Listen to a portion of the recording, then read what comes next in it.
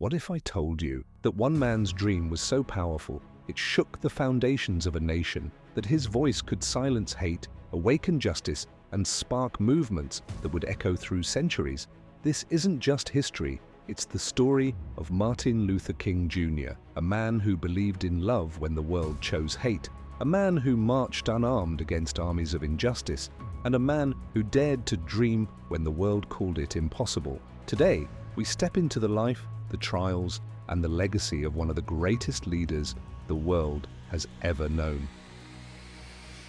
Martin Luther King Jr. was born on January 15, 1929, in Atlanta, Georgia, a city divided by segregation.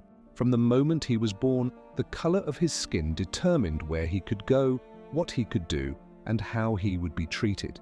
His father, a Baptist preacher, and his mother, a schoolteacher, raised him with faith, dignity, and the belief that he was more than the labels society gave him.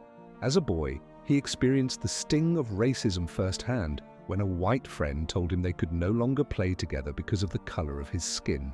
That wound cut deep, but it planted a seed that one day would grow into a movement. Unlike many African Americans at the time, Martin was given the gift of education. He was brilliant, skipping grades in school and entering college at just 15 years old.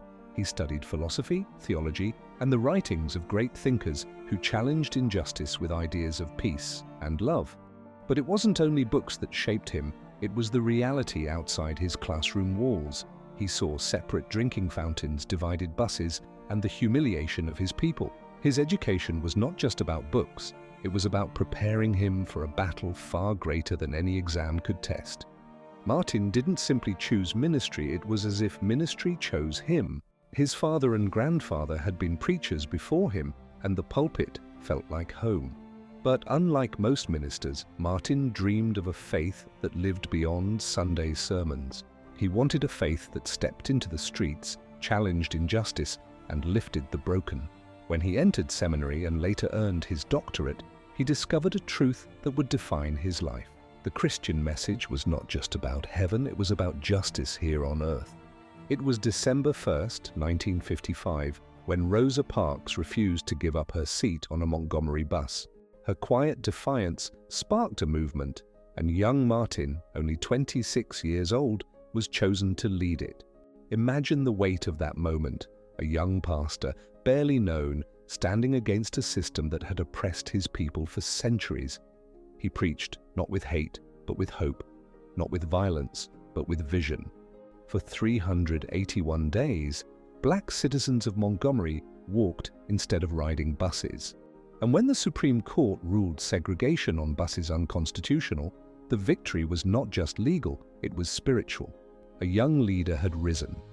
Martin believed in a weapon more powerful than fists, guns, or riots, nonviolence. Inspired by Jesus and the teachings of Mahatma Gandhi, he built a movement that turned the other cheek not out of weakness, but out of strength. He taught that hate only multiplies hate, but love disarms it. Critics called him naive, enemies called him dangerous. But Martin understood something deeper. Violence could win battles, but only love could win hearts. His marches, his sit-ins, his protests, they were all built on the unshakable conviction that peace was the only path to true freedom. As Martin's movement grew, so did the opposition. Dogs were unleashed on children, fire hoses knocked down peaceful protesters, and police batons struck the innocent. Yet, every time the cameras rolled, the world saw not violent mobs of black Americans, but men and women kneeling in prayer, singing hymns and standing tall with dignity. The brutality of racism was exposed, and the conscience of a nation was shaken. Martin didn't just fight in the streets, he fought for the hearts of millions watching from their living rooms. On August 28, 1963, 250,000 people gathered in Washington, D.C. to demand justice. The air was electric with hope and fear. And then Martin stepped up to the podium and delivered the words that would echo for generations, "I have a dream." His dream wasn't just for black Americans, it was for the soul of humanity. A dream where little black boys and girls and little white boys and girls would join hands as brothers and sisters. That day, he didn't just give a speech, he gave the world a vision. Dreams come with a price, and Martin paid it daily. His house was bombed. He was jailed over 20 times. He received countless death threats, yet he never wavered. His strength didn't come from fearlessness, it came from faith. Every morning he prayed for courage. Every night he prayed for protection. And though he knew his days might be short, he also knew that the dream was worth every risk. Because what was freedom, if not worth dying for?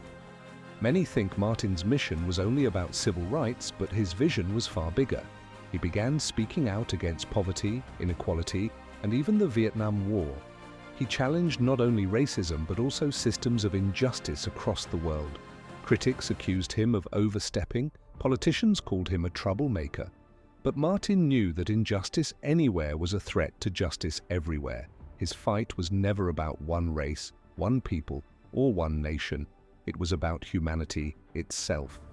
On April 3, 1968, in Memphis, Tennessee, Martin delivered a speech that felt like prophecy.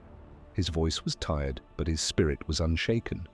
He told the crowd that he had seen the promised land, and though he might not get there with them, they would reach it.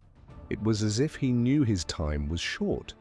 His words weren't just a speech, they were a farewell, a passing of the torch to the next generation. And the next day, his voice was silenced forever. On April 4, 1968, Martin Luther King Jr. stood on the balcony of the Lorraine Motel. A single gunshot rang out and the dreamer fell. The world stopped, crowds wept, cities burned. And yet, even in death, his dream lived on.